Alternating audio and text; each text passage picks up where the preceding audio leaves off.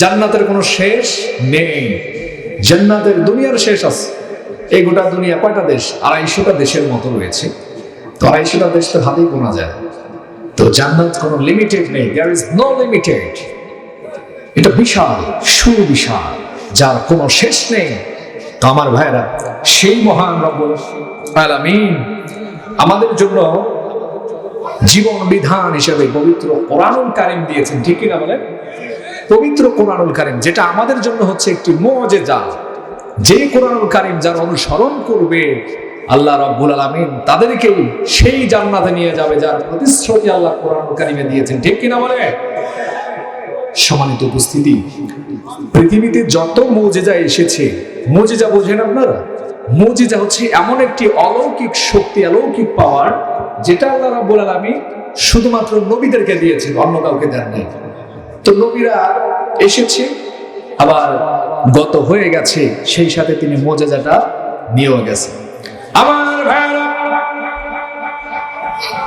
গোটা পৃথিবীর জমিনে আল্লাহ রাব্বুল আলামিন যত নবী রাসূলকে প্রেরণ করেছে, যত নবী রাসূল গোটা পৃথিবীর জমিনে এসেছে, হযরত মূসা আলাইহিস সালাম যখন পৃথিবীর জমিনে আসলেন, আল্লাহ রাব্বুল আলামিন তার একটা লাঠি মুজিজা দিলেন, যে লাঠি দিয়া ফিরআউনকে তিনি নীল নদের নদীতে চোবায় মারলেন।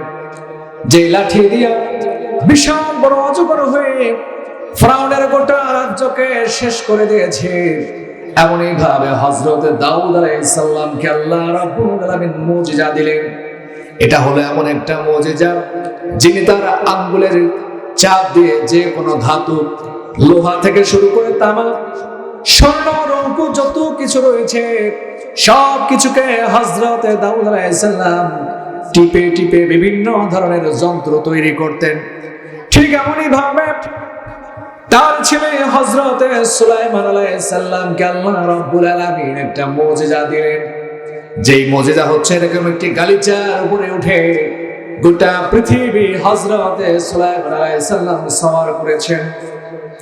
ঠিক এমনই ভাবে হযরত ঈসা আলাইহিস সালাম, তাকে আল্লাহ রাব্বুল আলামিন এমন একটা মুজিজা দিলেন, যেই মুজিজার মধ্য দিয়া, তার হাতের স্পর্শ দিয়া যে কোনো অন্ধ ব্যক্তিকে হযরতে ঈসা আলাইহিস সালাম সুস্থ করে দিয়েছে।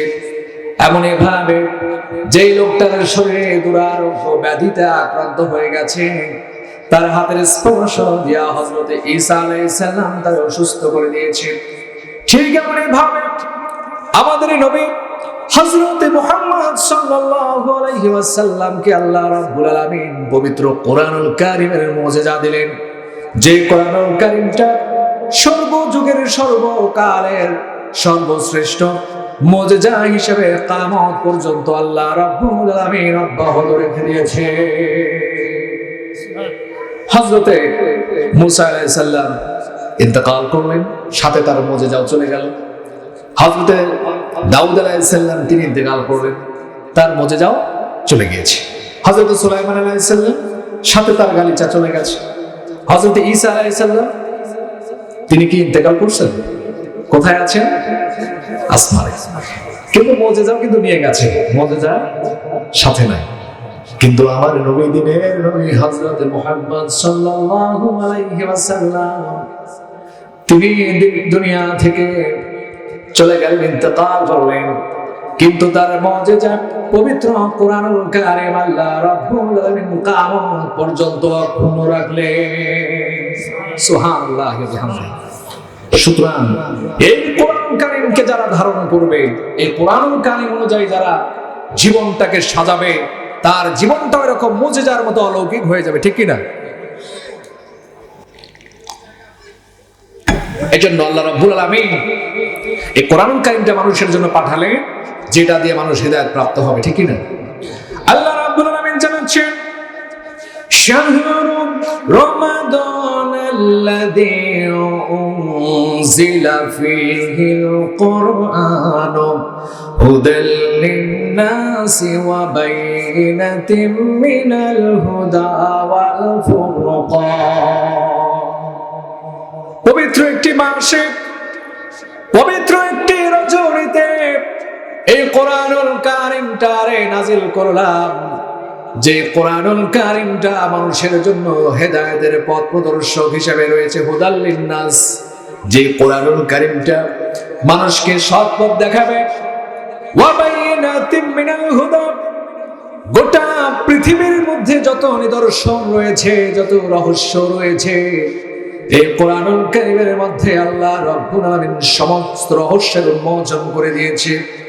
আমার ভাইরা, আমার বন্ধুগণ, কোরআনকে যদি প্রশ্ন করে, ও কোরআন তুমি আর কেন নাজিল হয়েছো, কোরআন এবারে জানা দিচ্ছে ওয়াল ফুরকান, সত্য এবং মিথ্যার মধ্যে পার্থক্য সৃষ্টি করবার জন্য, আলো এবং আঁধারের মধ্যে পার্থক্য সৃষ্টি করার জন্য, হক এবং বাতিলের মধ্যে পার্থক্য সৃষ্টি করার জন্য আমি কোরআনটারে আল্লাহ রাব্বুল আলামিন নাজিল করেছে।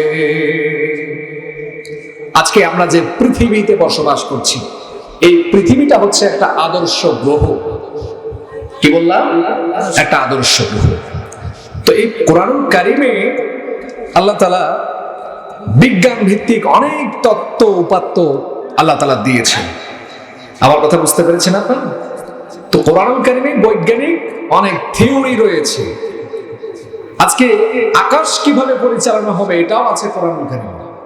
জমিন কিভাবে পরিচালনা হবে এটাও আল্লাহ তাআলা দিয়েছেন কোরআনুল কারীমে। সাগরের তল দেশে কি আছে সেটাও আল্লাহ রাব্বুল আলামিন পবিত্র কোরআনুল কারীমে দিয়েছে। এই যে আকাশ আমরা দেখতেছি, যে একটা আকাশ, নীল আকাশ, রাতের বেলায় তারকা জ্বলে, কিন্তু এক একটি তারকা কত বড় হতে পারে আমাদের কোনো ধারণা নেই। এই পৃথিবীর থেকে কয়েক কোটি গুণ বড় হচ্ছে এক একটি তারকা, অথচ আমরা সেগুলোকে কত ছোট দেখি, ঠিক না? এই যে সূর্য দেখছেন, এটা পৃথিবীর থেকে 13 লক্ষ গুণ বড়। আবার এই সূর্য থেকে কয়েক কোটি গুণ বড় তারকা আছে যেগুলো এত দূরত্বে অবস্থিত, যেগুলো আমরা খালি চোখে দেখতেই পারি না। এই যে আকাশের মধ্যে রয়েছে গ্যালাক্সি, রয়েছে মিল্কি ওয়ে, রয়েছে ব্ল্যাক হোল, রয়েছে অসংখ্য বিভিন্ন বিষয় দিয়ে গোটা আসমান আল্লাহ রাব্বুল আলামিন সুন্দর করে সাজালেন। আমার ভাইরা, আমার বন্ধুগণ, ঠিক এমনই ভাবে সাগরের তলদেশে কত গভীর রয়েছে এখন পর্যন্ত বিজ্ঞানীরা আবিষ্কার করতে পারে না। যত নিতে যায় তত তাপ বাড়ে, যত যন্ত্র পাঠায়, এই যেরকম ক্যামেরাগুলিকে পাঠানো হয়েছে, মানে খুবই হার্ডি একটি ক্যামেরা পাঠানো হয়েছে, সেটাও সেখানে টিকে না। কারণটা কি? কারণ নিচে যত গভীরে যাবেন তত তাপ বাড়বে, কারণ জাহান্নামটা নিচে আর জান্নাত উপরে। সুতরাং সম্মানিত উপস্থিতি, আমার ভাইরা, আমার বন্ধুগণ, এই যে আমাদের পৃথিবীতে দেখুন বায়ুমণ্ডল আল্লাহ তাআলা কত সুন্দর করে সৃষ্টি করলেন। এই যে আমি বুক ভরা শ্বাস নিচ্ছি, এটা কার নিয়ামত? এটা আল্লাহর নিয়ামত। কিন্তু আপনি যত উপরে উঠবেন তত কিন্তু এই অক্সিজেন আর থাকবে, যত উপরে যাবেন অক্সিজেন লেভেল তত কমে যাবে, তত সেখানে দূষিত যে গ্যাসগুলি রয়েছে সেগুলো রয়েছে। এরকম একটা জায়গায় গিয়ে জিরো গ্রাভিটি, সেই জায়গাটাকে বলা হচ্ছে জিরো গ্রাভিটি, যেখানে মানুষ উপরে উঠে না, নিচেও নামে না, আটকে থাকে। কথা কি বুঝতেছেন? যে জায়গায় গিয়ে যদি এরকম একটা মোবাইল ফোন যদি এভাবে ধরি, এটা নিচেও নামবে না, উপরেও নামবে না, এই যেভাবে আটকে থাকবে। যেখানে মহাকাশ স্টেশন রয়েছে, নাসা যেখানে ISS পাঠিয়েছে, ইন্টারন্যাশনাল স্পেস স্টেশন, ওইটার মধ্যে কিন্তু ঘুরতেছে। ওরা আবার দেখতেছে যে কোথায় কি আছে, কিভাবে চাঁদে যাওয়া যাবে, কিভাবে মঙ্গল গ্রহে যাওয়া যাবে, এই সব কিছু অবজার্ভ করতেছে। তো এই যে এত সুন্দর করে এত কিছু চলছে, আপনার কি মনে হয় যে এগুলো এমনি এমনি চলতেছে? কি বলেন মুরব্বীরা, কি বলেন?